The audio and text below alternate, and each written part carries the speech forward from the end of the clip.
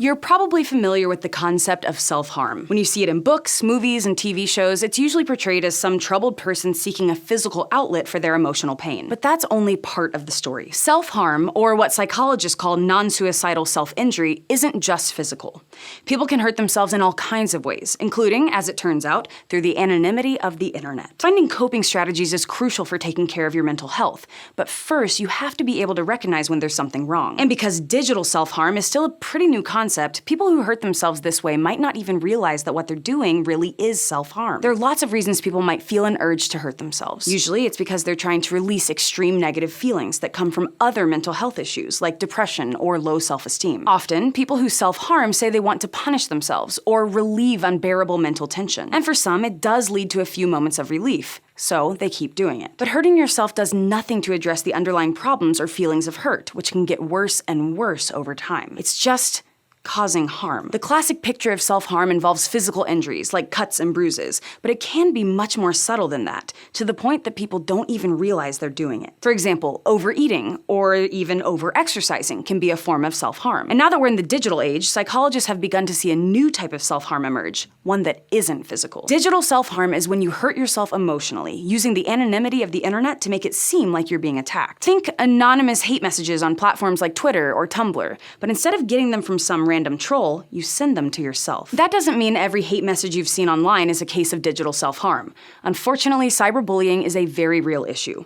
Just spend any amount of time in the comments section of a trending YouTube video. Actually, just don't. But sometimes people do send hate messages to themselves. It's surprisingly common. One 2017 study from the University of Wisconsin-Eau Claire, which involved nearly 6,000 American middle and high school students, found that 6% had anonymously attacked themselves with mean comments online. There was a slight difference between sexes, with about 7.1% of males and 5.3% of females saying they'd done it. And an earlier study from 2012 on about 600 students found that around 10% had some experience with digital self-harm. About half of those 10% said they did it very rarely, while the other half said they did it pretty often. A quarter of them had sent themselves hate online for months at a time. If you don't have much experience with digital self-harm, this might be kind of hard to understand.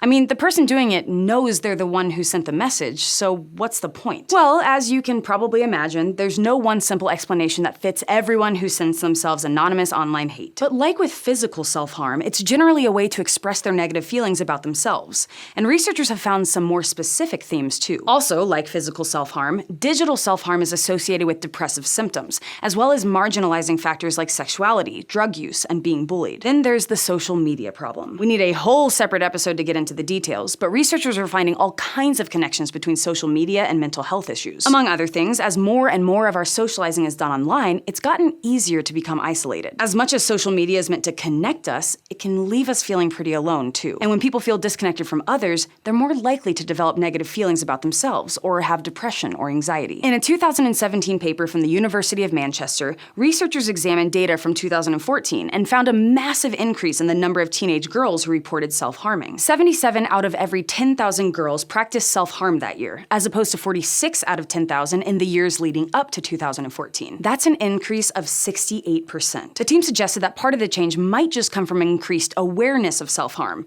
and therefore increased reporting of it. But they argue that psychological pressure from social media was probably an important factor too. This study didn't break things down into physical and digital self-harm, but it's not too hard to imagine that added pressure from social media could lead to more self-harm via social media. So this all tells us a little bit about how people use digital self-harm as a coping mechanism. But what about the people who do it specifically because they want people to notice? Thinking about self-harm this way can be dangerous, because it's sometimes used to dismiss a sign that someone really needs help. But some researchers think there are cases where digital self-harm is, at least in part, a way for someone to get concern, attention, and admiration for their ability to cope. It might even be a digital version of what's commonly known as Munchausen syndrome, although its clinical name these days is factitious disorder.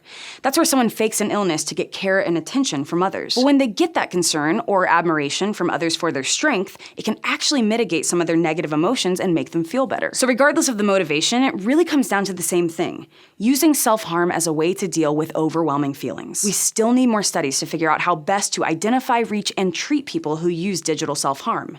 But in the meantime, increasing awareness of it helps too. In the end, it doesn't really matter what form it takes. Self-harm is self-harm.